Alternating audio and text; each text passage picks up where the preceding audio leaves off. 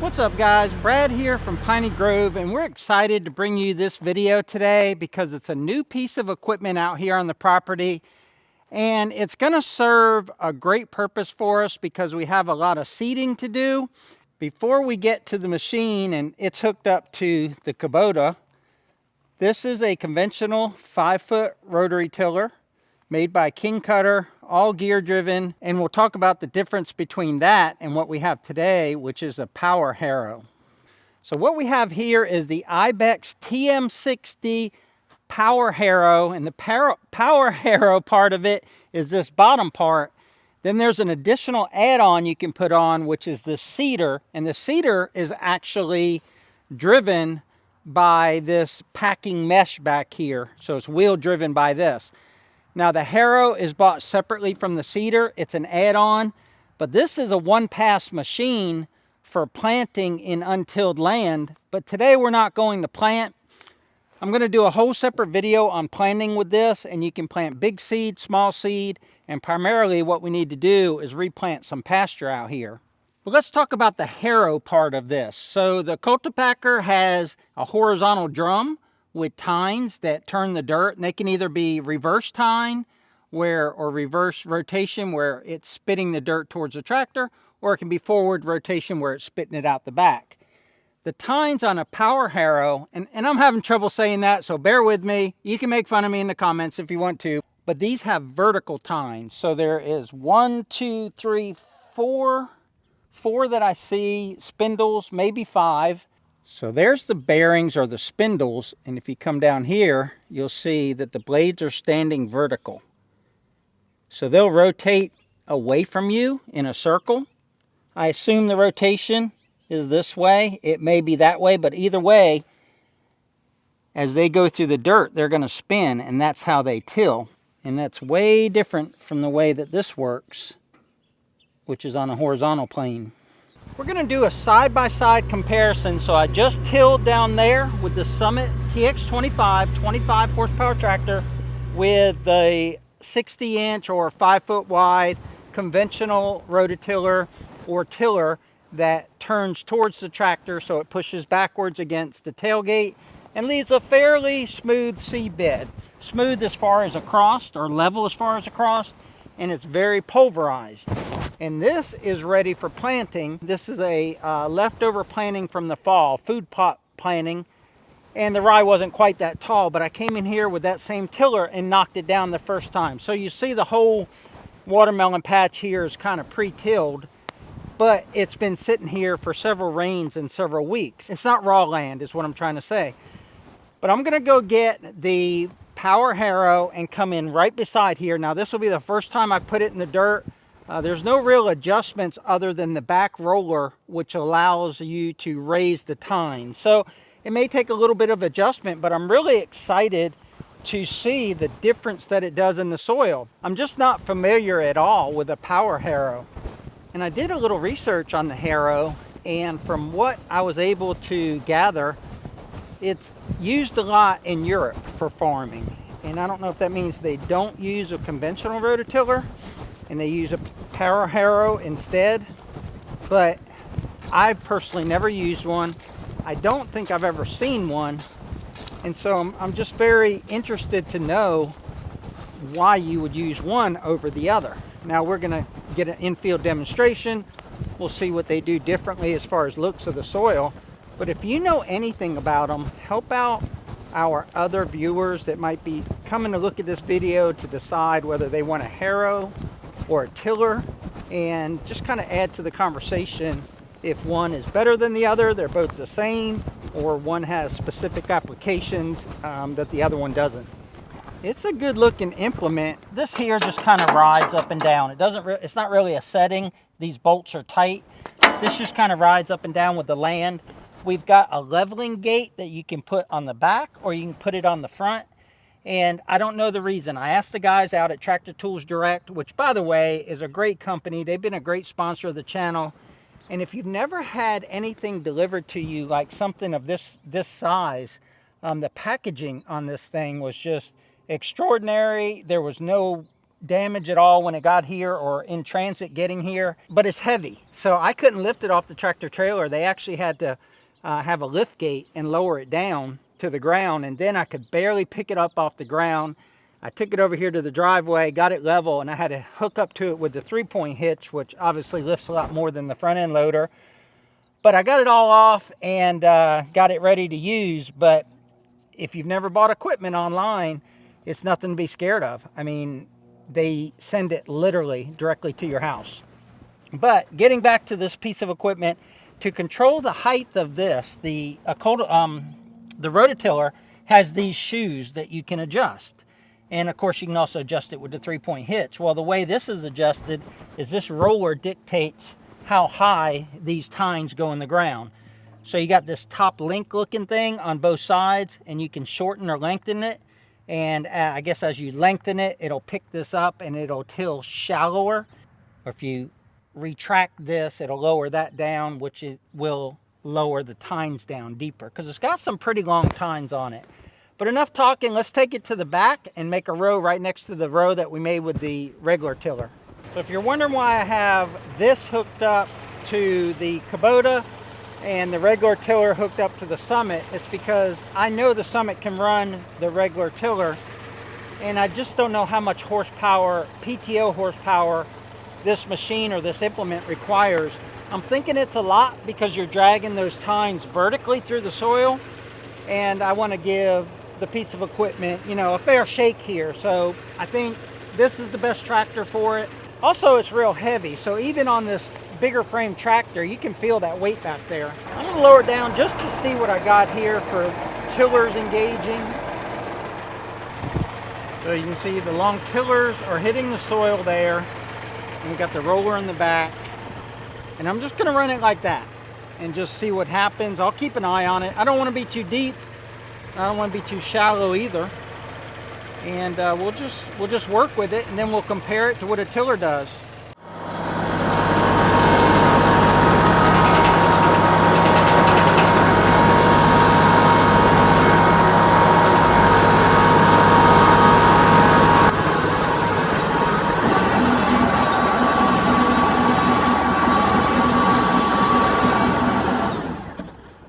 Well, it definitely raises more dust.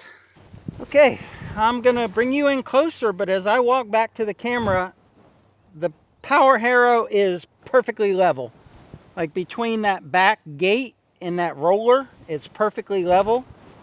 Over here on this side, it's bumpy where the dirt hits the gate and it could clump up. Let's see about depth of tilling. So the rototiller side is tilled deeper than the harrow side, but that's because I probably need to change the setting on it. You can see the marks there that the roller leaves, and there's no marks over there. And that's very tilled over here. It doesn't look like it in comparison, but this is very tilled. There's not hardly any dirt clods. All of the grass is tilled up. Over here, you'll see the grass isn't necessarily chopped up. It's loosened up, but it's not chopped up like it would be with a rototiller. And we're not tilled as deep, but you can change the depth. But the evenness of the field, it's hard to see with the camera probably, but with the naked eye, the left side, the tiller side, is much more bumpy, although fairly smooth, but this is like perfectly smooth behind the harrow. The way the harrow works with that grass is, you know, these are vertical, so the grass is wrapped around these little blades here. I don't think that's a problem. It's just a difference in the way that it works in a field with some grass in it, and this is what it's about to till. So you can see there's some rye and stuff mixed in there.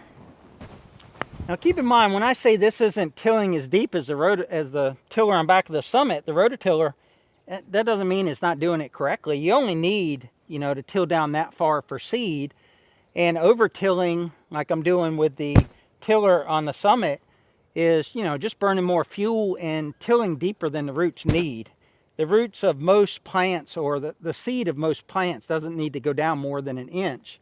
And with that roller wheel behind there packing it, it's a one-pass machine. Even if you don't put the seeds in here, let's say like when I food plot, I just put the seeds on bare ground, then I till it, then I cultipack it. This is one pass, and once I get familiar with the seeder, this truly will be one pass. There will be no putting seeds on the ground ahead of time or anything. You'll put seeds in the hopper in one pass. That would be planted and done. You'd be done with it. And the other side would still need a few more steps. But I'm going to adjust this out so that it pushes the tillers down deeper, just to see how it works when it tills deeper. You can feel the difference when you walk over the land that each one is tilled. As far as power consumption, I didn't really feel it back there behind the Kubota. I've got about 30 horsepower back here on the PTO. So all those things wrapped around the tines, they just fell right off because the tines are vertical. So at the end of the row, when you pick it up, because I wouldn't think you'd want to make turns with this, I think you'd want to go straight line, pick it up, turn around, drop it. It looks like all that grass and everything is more likely to fall straight down. So this is just like linkage, PTO linkage, or not PTO, but your top link linkage. And if I put that down, that's going to raise this, I think. So let's go the other way. And you have to do both sides equally. So in order to let it till deeper, I've got to let this roller come up. And this roller can't come up by shortening that because it's interfering with these wheels. And this is the drive wheel of the seeder. Now, if this attachment wasn't here, I could till the whole depth of this Harrow. But it's not necessary for what you're going to plant. I just wanted to demonstrate it. But I can't with the way this is set up with this optional feeder on here. Or seeder, not feeder.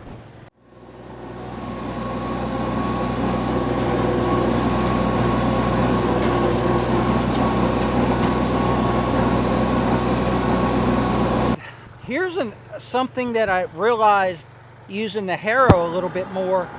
It's really quiet because it's spinning with on those spindles and spinning vertically. You don't have all the clanking of a rototiller, so it's a lot quieter.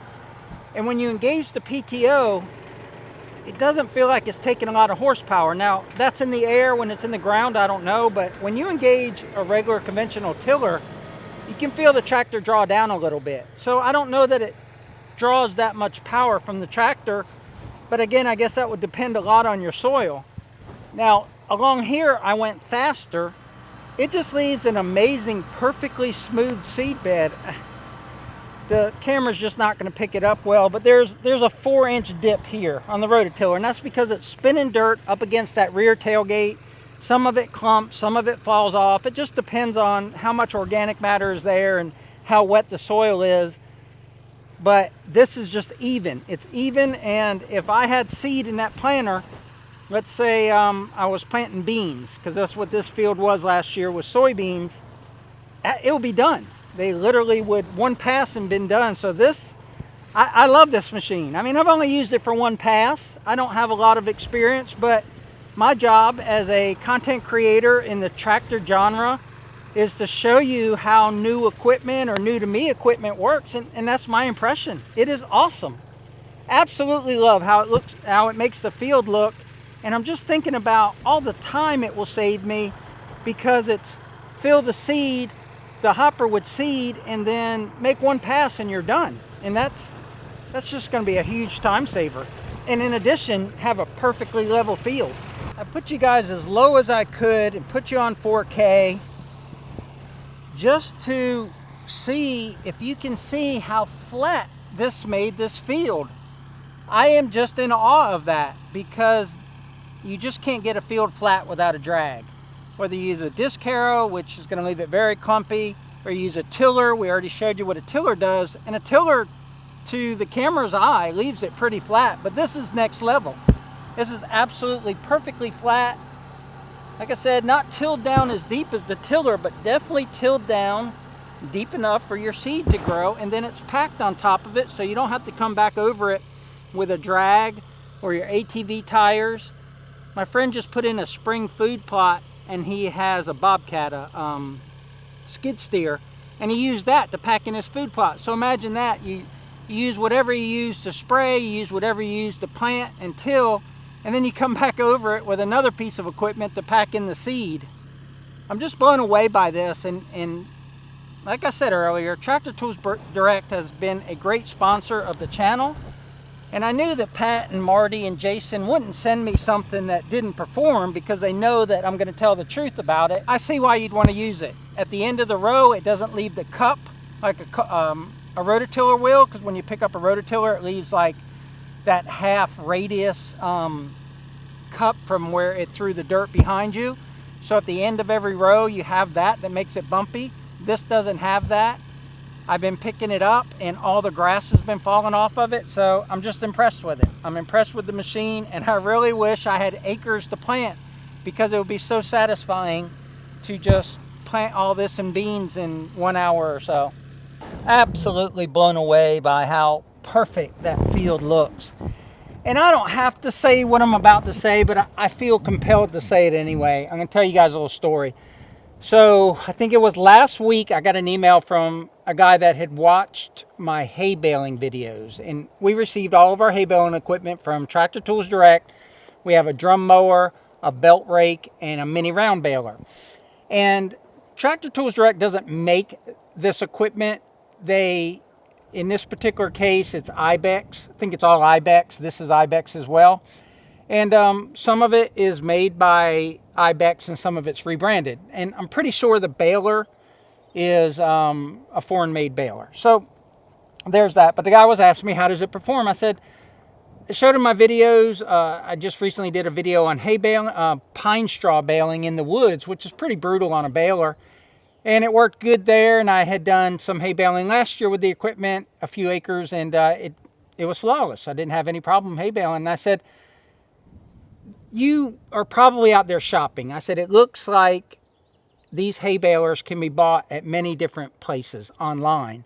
And I said, before I would try to save $100 or $200, I would want you to give Tractor Tools Direct a call and talk to Marty or talk to Pat or talk to Jason. I said, because these other resellers out there don't know how to use the equipment. They literally buy it, put it in a warehouse, and then ship it to you. And they don't know anything about farming, at least. And I'm not going to name the companies, but the companies don't know anything about using equipment. They don't know if it'll fit your tractor. If it's not working, they don't know how to fix it. Marty and Pat, Jason, the whole crew out there at Tractor Tools Direct, they use their equipment. So like when I called them about a hay baler twine feed, they knew it as well as I knew it, because I had been working on it and studying it, and gave me a whole bunch of suggestions. And this gentleman called them, and again, this guy hasn't bought anything from them, and he gave me an email back and said, thank you for putting me in touch with them. They were so helpful, so knowledgeable, and they didn't pressure him to buy from them. But why would you not buy from a company that knows their product, that uses their product, like Tractor Tools Direct? I don't get any commission. You can go buy 100 of these tomorrow. I make the same amount of money, zero. They simply let me borrow the equipment so that I can make videos for you guys and show the equipment in action.